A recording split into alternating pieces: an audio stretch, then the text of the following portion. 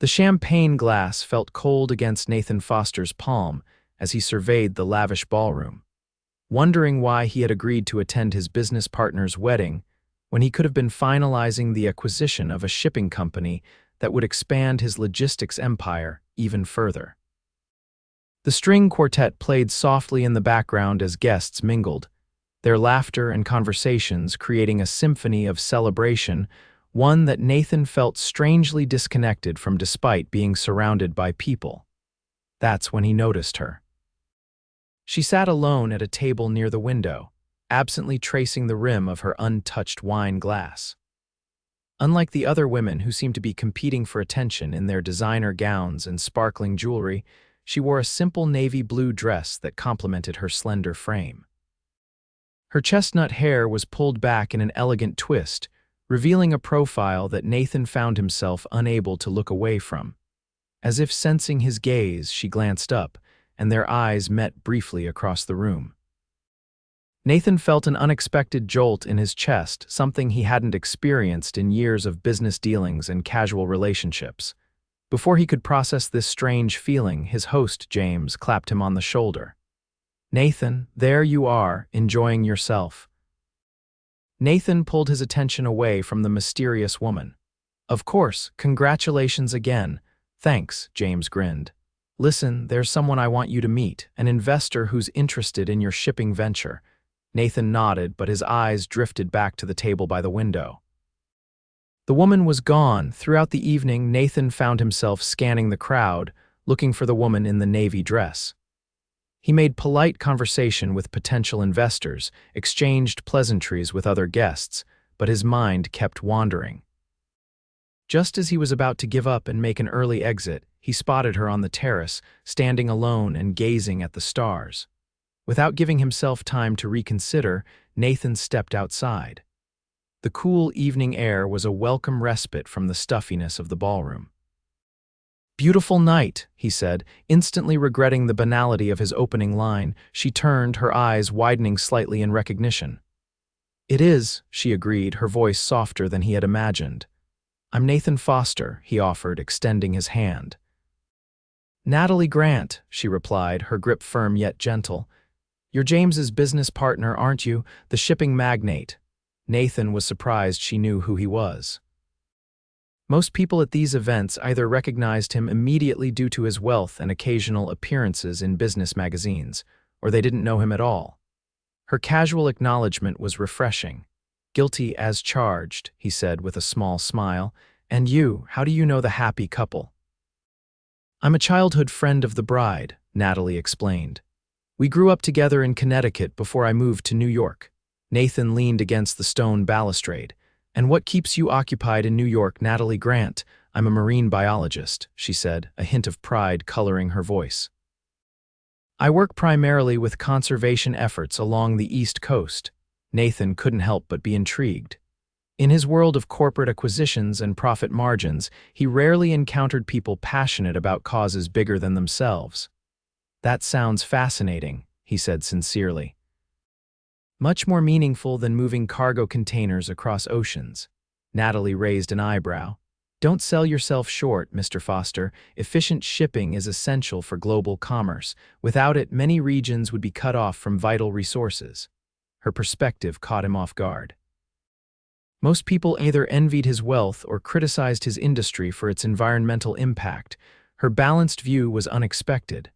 "Most people at these events just ask me about my net worth or my latest yacht," he admitted.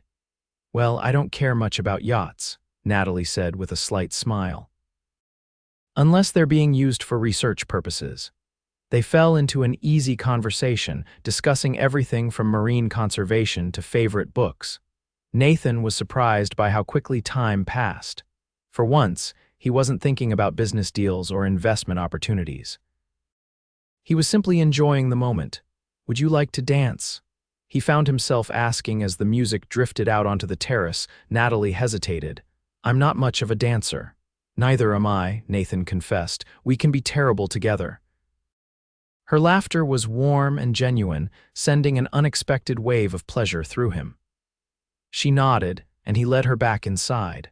As they moved awkwardly but enthusiastically to the music, Nathan realized he hadn't felt this lighthearted in years. There was something refreshing about Natalie's presence. She didn't seem impressed by his wealth or status.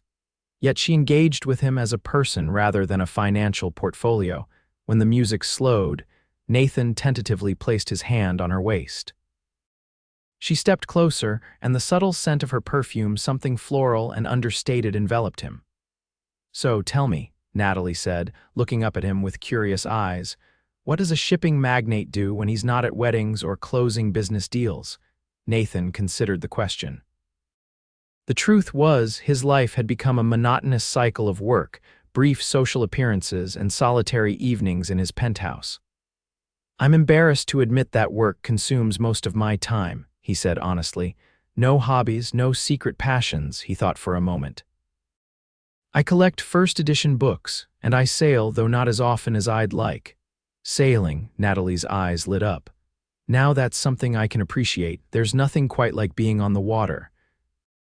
As the evening progressed, Nathan found it increasingly difficult to imagine leaving without seeing Natalie again. When the reception began to wind down, he walked her to the coat check. "I've enjoyed talking with you tonight," he said, feeling uncharacteristically nervous. "I'd like to continue our conversation sometime." Natalie studied him for a moment, as if weighing her options. "I'd like that too," she finally said, reaching into her purse for her phone. They exchanged numbers, and Nathan felt a sense of anticipation he hadn't experienced in years. As he watched her leave, he knew that something significant had shifted in his carefully ordered world. The next morning, Nathan sat in his office overlooking Manhattan, unable to focus on the contract before him. His thoughts kept drifting to Natalie, her intelligent eyes, her thoughtful responses, the way she had made him feel both challenged and at ease. Taking a deep breath, he picked up his phone and typed a message. "Would you be interested in continuing our conversation over dinner tomorrow night?" Her response came quickly. "I'd like that, though I should warn you I have strong opinions about sustainable fishing practices." Nathan found himself smiling at his phone like a teenager. "I'll prepare my counterarguments, pick you up at 7. They agreed on a time and place, and Nathan felt an unfamiliar flutter of anticipation in his chest. He couldn't remember the last time he had looked forward to a dinner that wasn't business-related. The following evening, Nathan pulled up in front of Natalie's apartment building in Brooklyn. He had deliberately chosen his less ostentatious car, a sleek but understated Audi, rather than one of his more flashy vehicles. Natalie emerged from her building wearing a green dress that complemented her eyes. She looked beautiful in a natural, unforced way that made the knot in Nathan's stomach tighten. "You look lovely," he said as he opened the passenger door for her. "Thank you," she replied with a smile that seemed slightly self-conscious. "I don't get dressed up often. My usual attire involves waterproof boots and sun-protective clothing." "I'd like to see that sometime," Nathan said without thinking. The idea of Natalie in her element, passionate about her work, was strangely appealing. He had chosen a small, upscale restaurant known for its farm-to-table cuisine and sustainable practices, hoping it would align with her values. As they were seated at a corner table with views of the city, Nathan saw approval in Natalie's eyes as she glanced at the menu. "You chose well," she commented. "This place sources all their seafood from sustainable fisheries." "I did my research," Nathan admitted. "I wanted to impress the marine biologist." Their conversation flowed naturally, picking up where they had left off at the wedding. Nathan found himself sharing more than he usually did on first dates, if this even was a date. He told her about growing up with parents who were constantly working, his early interest in international trade, and how he had built his shipping company from a modest inheritance. "It wasn't always smooth sailing," he said, wincing at the unintentional pun. "I made plenty of mistakes along the way, but you learned from them," Natalie observed. "That's what matters." As she talked about her own journey from a curious child collecting seashells to a scientist dedicated to ocean conservation, Nathan was captivated by her passion. While his own success was measured in dollars and cents, hers was tied to something larger, something that would outlast both of them. I must sound like a crusader, she said apologetically after enthusiastically describing a recent breakthrough in coral reef restoration. You sound like someone who cares, Nathan replied. It's refreshing. As dinner progressed, Nathan realized he hadn't checked his phone, once a rarity for him. The outside world, with its demands and deadlines, had receded. All that mattered was this moment, this conversation, this woman whose eyes sparkled when she spoke about her work. After dinner, neither of them seemed ready for the evening to end. They walked along the waterfront, the city lights reflecting on the dark surface of the East River. What made you sit alone at the wedding? Nathan asked, the question that had been on his mind since he first saw her. Natalie was quiet for a moment. I don't really know many people anymore.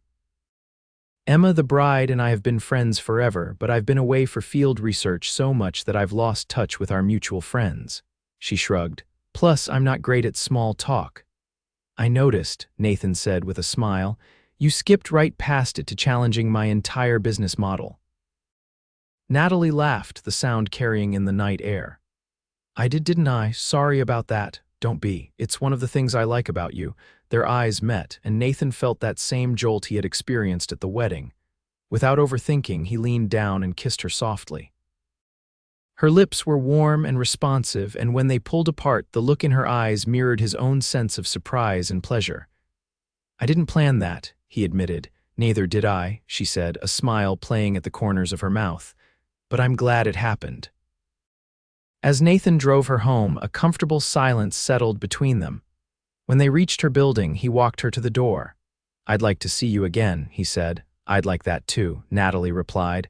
But I should tell you, I'm leaving for a research expedition in 2 weeks. I'll be gone for a month. Nathan felt a pang of disappointment. A month? We're studying the impact of warming waters on marine ecosystems off the coast of Maine, she explained.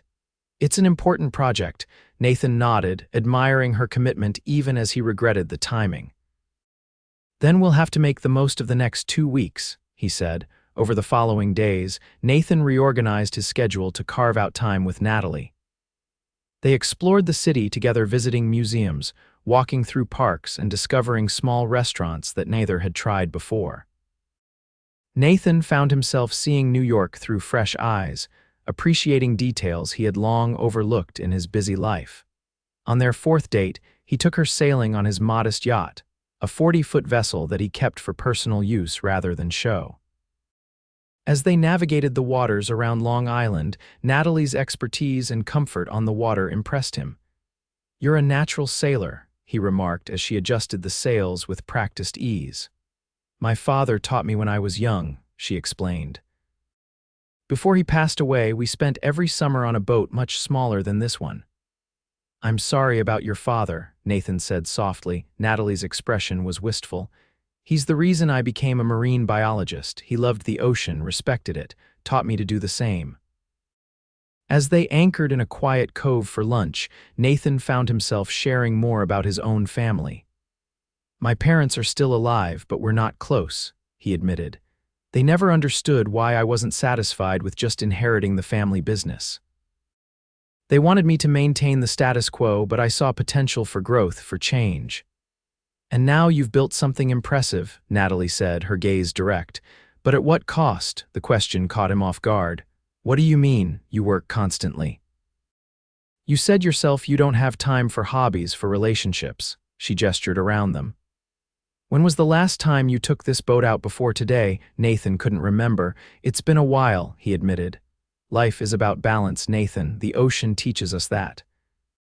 Everything is connected. Everything affects something else. Her words stayed with him long after they returned to shore. That night, lying in his king-sized bed in his penthouse apartment, Nathan realized how empty his life had been before Natalie entered it. His success had come at a price one he hadn't fully acknowledged until now. The next morning, Nathan made a decision. He called his executive team and announced he would be taking some time off, something he hadn't done in years. He wanted to make the most of the days before Natalie left for her expedition. For the next week, they were nearly inseparable. Nathan showed Natalie his favorite hidden spots in the city. while she introduced him to the wonders of the local marine life during a visit to a research center where she occasionally consulted. Most people don't realize how diverse the ecosystems are right here in New York Harbor, she explained as they observed a touch tank filled with local species. Her face was animated, her knowledge extensive, and Nathan found himself increasingly drawn to both her intelligence and her genuine concern for the world around her. As Natalie's departure date approached, Nathan felt an unfamiliar anxiety. In just over a week, she had become a significant part of his life. The prospect of not seeing her for a month felt strangely daunting. The night before she was set to leave, Nathan took her to dinner at an exclusive restaurant on the top floor of a Manhattan skyscraper. The view was spectacular, the food exquisite, but Nathan barely noticed either. His attention was fixed on Natalie, memorizing the way she tucked her hair behind her ear when she was thinking, the sound of her laugh, the way her eyes reflected the candlelight. "I have something for you," he said as they finished their meal. He pulled a small package from his pocket and slid it across the table. Natalie looked surprised. "Nathan, you didn't need to, I wanted to," he interrupted gently. "Open it." Inside the package was a vintage compass, small enough to fit in the palm of her hand but intricately designed with brass detailing and a perfectly balanced needle. "It's beautiful," Natalie breathed, turning it over in her hands. "It belonged to a sea captain in the late 19th century, Nathan explained. "I thought you might like to have something that connects you to the maritime history you care so much about." Natalie looked up at him, her eyes shining. "This is incredibly thoughtful, thank you." "I wanted you to have something to remember me by while you're away," Nathan admitted. "As if I could forget you," Natalie said softly, reaching across the table to take his hand. After dinner, they walked through the city, reluctant for the evening to end. When they reached Natalie's apartment, she invited him up for the first time. Her home was a reflection of her personality, warm, unpretentious, and filled with evidence of her passions. Bookshelves lined with scientific texts and nature photography stood alongside collections of shells and sea glass. Framed photos showed Natalie in various exotic locations, often on boats or near shorelines, always with the same expression of determined joy. "This is exactly how I imagined your place would be," Nathan said, taking it all in. "And what about your home?" Natalie asked, making tea in her small kitchen. "Let me guess, minimalist, modern, lots of steel and glass," Nathan laughed. "You're not far off. Though I do have those first edition books I mentioned." They sat together on her couch, talking late into the night. When it came time for Nathan to leave, neither of them wanted to say goodbye. "I'll call you whenever I can," Natalie promised. "Reception can be spotty on the research vessel, but we're not completely cut off from civilization." Nathan nodded, fighting an unfamiliar tightness in his throat. "I'll be here when you get back," he said, pulling her close for a kiss that conveyed everything he wasn't ready to put into words. The month of Natalie's absence stretched longer than Nathan could have anticipated. He threw himself back into work, but found his perspective had shifted. Decisions that once seemed straightforward now prompted him to consider broader implications. During a meeting about a new shipping route, he found himself asking questions about environmental impact that would never have occurred to him before meeting Natalie. His executive team exchanged confused glances, but Nathan pressed on. "I want a full environmental assessment before we proceed," he insisted. "And I want to explore options for reducing our carbon footprint across all operations." When they spoke on the phone, brief, sometimes staticky conversations snatched during Natalie's limited free time, he told her about these changes. Her approval meant more to him than he wanted to admit. "You're making a difference, Nathan," she said, her voice fading in and out with the poor connection. "That's what matters." As the weeks passed, Nathan found himself reevaluating more than just his business practices. He thought about the empty rooms in his penthouse, the weekends spent alone reviewing contracts, the relationships he had let fade away as he built his empire. By the time Natalie's ship was due to return, Nathan had made some decisions. He met her at the dock, watching as the research vessel made its way into the harbor. When she appeared on deck, tanned and windblown, he felt his heart race in a way that both thrilled and terrified him. Natalie spotted him and waved enthusiastically. As soon as she disembarked, she rushed into his arms, smelling of salt and sunshine. "I missed you," she said against his chest. "I missed you too," Nathan replied, surprised by the depth of emotion in his voice. "More than I expected to." They spent the evening at Natalie's apartment, where she showed him photographs and data from the expedition, her excitement palpable as she described their findings. Nathan listened intently, asking questions and sharing in her enthusiasm. As the night grew late, Natalie yawned mid-sentence. "Sorry," she said sheepishly. "I'm still on ship time. We were up before dawn most days." "You should rest," Nathan said, standing to leave. "We have plenty of time to catch up." Natalie walked him to the door but hesitated before opening it. "Would you stay?" she asked quietly, "just to sleep?" "I've spent a month falling asleep to the sound of waves. I'm not sure I'm ready for the silence of my apartment." Nathan nodded, touched by her vulnerability. That night, holding Natalie as she slept peacefully beside him, he realized how much had changed in just a few short weeks. What had started as an unexpected encounter at a wedding had evolved into something profound, something that had the potential to reshape both their lives. In the morning, over coffee at Natalie's small kitchen table, Nathan took a deep breath. "I have something to tell you," he said. Natalie looked up, a flicker of concern crossing her face. "That sounds serious." "It is, but not in a bad way," Nathan assured her. "While you were gone, I did some thinking about my company, about my life." He paused. "I've established a foundation for marine conservation and sustainable shipping practices. I'm allocating significant resources to research and implementation of eco-friendly technologies across my fleet." Natalie's eyes widened. "Nathan, that's incredible." "There's more," he continued. "I'm stepping back from day-to-day operations. I've promoted my COO to handle most of the operational decisions. I want to focus on the bigger picture and on having a life outside of work." "What prompted all this?" Natalie asked, though the look in her eyes suggested she already knew the answer. "You," Nathan said simply. "Meeting you made me realize what I've been missing. The past month without you has been empty. I don't want to live that way anymore." Natalie reached across the table and took his hand. "I'm proud of you," she said softly. "These are big changes." "There's one more thing," Nathan said, his heart pounding. "The foundation needs a director, someone with expertise in marine biology and conservation, someone passionate, knowledgeable, and uncompromising when it comes to protecting the oceans." Natalie's expression was a mix of surprise and caution. "Are you offering me a job?" "I'm offering you an opportunity," Nathan clarified. "To make a real difference with resources and support behind you. The position comes with complete academic freedom and a substantial research budget." He squeezed her hand. "But I understand if it's not what you want or if you're concerned about the personal complications." Natalie was quiet for a moment, considering. "It's a tempting offer," she admitted, "but I need to know, is this about us or about the work?" "Both," Nathan said honestly. "I won't pretend my feelings for you aren't part of this, but the foundation would exist regardless. Your expertise and passion make you the ideal person to lead it, independent of our relationship." Natalie nodded slowly. "I'll need time to think about it. This is a big decision." "Of course," Nathan agreed.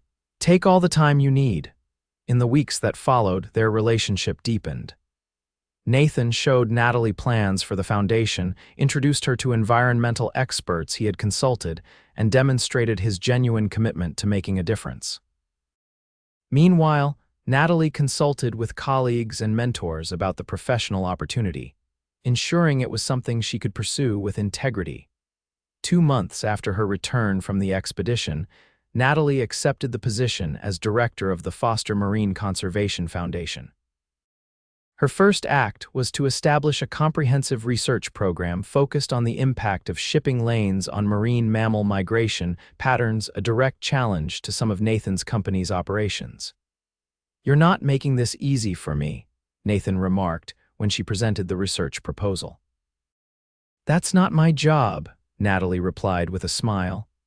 My job is to protect the oceans. Your job is to figure out how to run your business responsibly. Their professional relationship was as stimulating as their personal one. Natalie challenged Nathan's assumptions and pushed him to consider perspectives he had previously overlooked. In turn, Nathan helped Natalie navigate the complexities of implementing change within major industries, teaching her how to influence decision-makers and build effective coalitions. As autumn turned to winter, they settled into a rhythm that balanced work, personal time, and their growing relationship. Nathan found himself spending more nights at Natalie's cozy apartment than at his own penthouse. Her neighborhood, with its small cafes and community gardens, offered a different kind of life than the one he had built for himself, one that he increasingly preferred. On Christmas Eve, Nathan took Natalie sailing despite the cold. Bundled in warm jackets, they watched the sun set over the city skyline from the deck of his boat. "I have something for you," Nathan said, reaching into his pocket. "Another antique compass?" Natalie teased. "Not quite." Nathan revealed a small velvet box. Natalie's breath caught as he opened it to reveal a ring, a modest but beautiful diamond set on a band etched with wave patterns. "Natalie Grant," Nathan said, his voice steady despite his racing heart. "You've changed my life in ways I never expected. You've shown me what truly matters." "I love you and I want to build a life with you," he paused. "Will you marry me?" Tears filled Natalie's eyes. "Yes," she whispered, pulling him close. "Yes, I will." As they sailed back to harbor, plans and dreams flowing between them, Nathan reflected on how different his life had become since that wedding where he had first noticed Natalie sitting alone. What had begun as a chance encounter had developed into the most significant relationship of his life, one that had not only brought him personal happiness, but had also redefined his purpose and values. The following spring, they were married in a small ceremony on the beach, with the sound of waves providing a backdrop to their vows. As Nathan looked at his bride, radiant in a simple white dress with wildflowers in her hair, he knew that all his success and wealth paled in comparison to the richness of the life they were building together. Their honeymoon was a working expedition to the Galapagos Islands, where they combined research with romance, studying marine ecosystems by day and watching stars from the deck of a research vessel by night. It set the tone for their life together, a partnership of purpose and passion, respect and love. 2 years later, Nathan stood at the window of their beachfront home, watching as Natalie walked along the shore, their infant daughter cradled against her chest. The foundation had grown into a respected institution, influencing policy and practices across the shipping industry. Nathan's company had become a leader in sustainable shipping, proving that environmental responsibility and profitability could coexist. But his greatest achievement, Nathan knew, was the family he and Natalie had created, a family built on shared values, mutual respect, and a love that had begun with a simple glance across a crowded wedding reception. As Natalie approached the house, their daughter's tiny hand reaching out toward the waves, Nathan stepped outside to join them. Together, they stood at the edge of the ocean, the water lapping at their feet, the future stretching before them as vast and promising as the sea itself.